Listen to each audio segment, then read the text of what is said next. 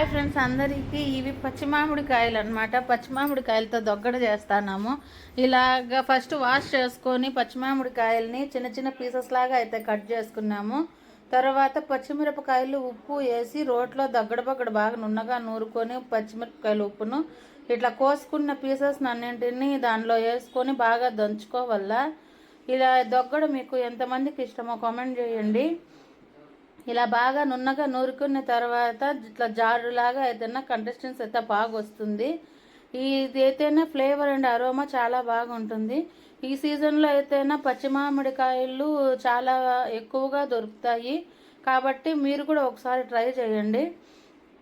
అలాగే ఇలా ముట్టును ఇట్లా ఉప్పు కారంలో వేసి దంచుకొని తింటే మీకు ఎంతమందికి ఇష్టమో కామెంట్ చేయండి. అట్లే ఈ ముట్టుకైతేనా ఆ ఉప్పు కారము రెండు కూడా ఇట్లా దంచిన దాని వల్ల ఇట్లా బాగా అయితేనా పడుతుంది.